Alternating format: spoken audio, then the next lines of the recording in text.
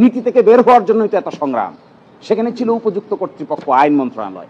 এখন বলছেন সরকার উপযুক্ত মনে করিলে, সরকার উপযুক্ত মনে করিলে বদলি হবে, উপযুক্ত মনে করিলে মঞ্জুরি হবে, উপযুক্ত মনে করিলে ছুটি হবে, উপযুক্ত মনে করিলে শৃঙ্খলা হবে, উপযুক্ত মনে করিলে পদোন্নতি হবে। তাহলে সুপ্রিম কোর্টের বিচারক নিয়োগ হবে কি করে? আগের মতো কানাকানি করে? আগের মতো টেবিলের নিচে দিয়ে কে কাকে পছন্দ করি আর কে কাকে অপছন্দ করি এইভাবে?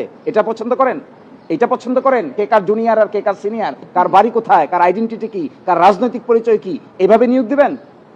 এই নিয়োগ এইভাবে হাইকোর্ট যাকে বৈধ বলেছেন, হাইকোর্ট যাকে সাংবিধানিক বলেছেন, আপনারা গায়ের জোরে এটাকে এখন বলছেন অসাংবিধানিক। ভালোই তো। সেকেন্ড ইন্টারেস্টিং জিনিস, তারা বলছেন দুর্নীতি দমন কমিশন সংক্রান্ত যে সংশোধনী অধ্যাদেশ আছে এটাও তারা বাদ চান। আপনারা জানেন দুর্নীতি দমন কমিশনের অধ্যাদেশ, সংশোধনী অধ্যাদেশে কি আছে?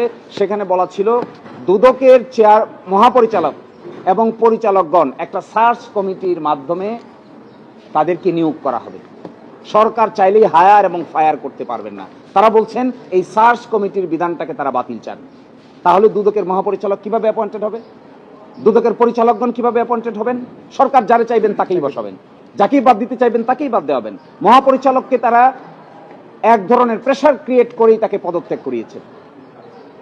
এখন যদি কেউ স্বেচ্ছায় পদত্যাগ না করে নতুন যে একজন অ্যাপয়েন্টমেন্ট দিবেন, সার্চ কমিটির অধ্যাদেশ যদি বাতিল হয় তাহলে দুদকের মহাপরিচালক কিভাবে অ্যাপয়েন্টেড হবেন? তার তো কোনো প্রসেস নাই। দুদকের চেয়ার এবং আরো ইন্টারেস্টিং দেখেন, সুপ্রিম কোর্টে বিচারক নিয়োগ অধ্যাদেশকে ওনারা বলেছেন অসাংবিধানিক, এই জন্য বাতিল চেয়েছেন। এই মর্মে একটা রিট পিটিশন হয়েছিল হাইকোর্ট ডিভিশনে, আপনারা সাংবাদিকরা অনেকেই সাক্ষী। এই বিচারক নিয়োগ অধ্যাদেশ চ্যালেঞ্জ করে রিট পিটিশন নাম্বার 3936/2025। আজকে যে কারণে তারা অসাংবিধানিক বলছেন, এই কারণেই একটি রিট পিটিশন হয়েছিল। অনারেবল হাইকোর্ট ডিভিশন ওই রিট পিটিশনটা সামারিলি রিজেক্ট করে দিয়েছেন উইথ অবজারভেশন। এখন এসে বলছেন এই অ্যাপয়েন্টমেন্ট সিস্টেমটা অসাংবিধানিক, এই জন্য আইনটাকে আমরা ল্যাপস করে দিতে চাই। তাহলে সুপ্রিম কোর্টের বিচারক নিয়োগ হবে কি করে? আগের মতো কানাকানি করে? আগের মতো টেবিলের নিচে দিয়ে কে কাকে পছন্দ করি আর কে কাকে অপছন্দ করি এইভাবে?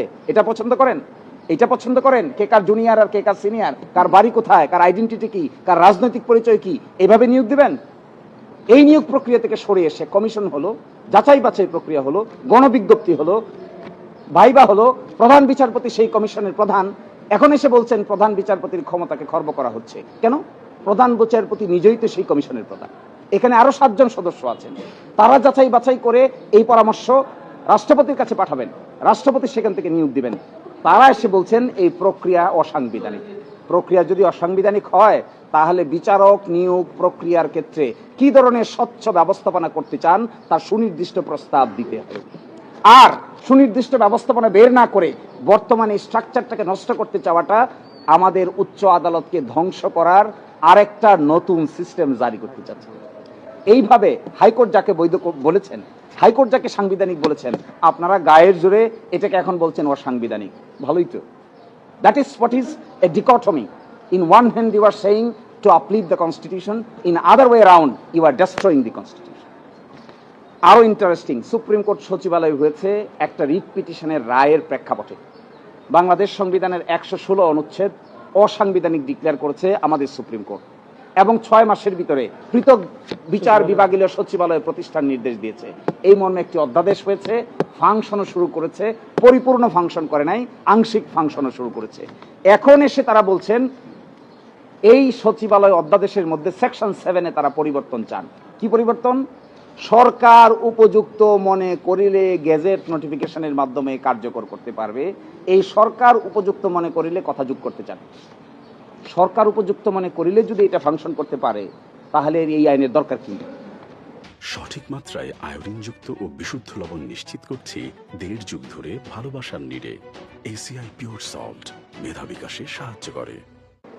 এই সরকারের উপযুক্ততার নীতি থেকে বের হওয়ার জন্যই তো এত সংগ্রাম। সেখানে ছিল উপযুক্ত কর্তৃপক্ষ, আইন মন্ত্রণালয়। এখন বলছেন সরকার উপযুক্ত মনে করিলে, সরকার উপযুক্ত মনে করিলে বদলি হবে, উপযুক্ত মনে করিলে মঞ্জুরি হবে, উপযুক্ত মনে করিলে ছুটি হবে, উপযুক্ত মনে করিলে শৃঙ্খলা হবে, উপযুক্ত মনে করিলে পদোন্নতি হবে। তাহলে অধস্তন বিচারকদের স্বাধীনতা কোথায় থাকবে? অধস্তন বিচারকদের স্বাধীনতা পরিপূর্ণভাবে তারা আর্টিকেল 116 অ্যাপ্লাই করে করবেন মর্মেই তো এত সংগ্রাম, এত কিছু।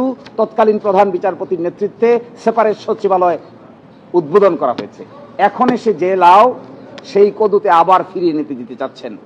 আমাদের বিবেচনায় এগুলো বিচার বিভাগীয় সংস্কার, সাংবিধানিক সংস্কার এবং ট্রান্সপারেন্সি অ্যাকাউন্টেবিলিটির সংস্কার প্রক্রিয়াটাকে এজ এ হোল তারা বাধাগ্রস্ত করছেন।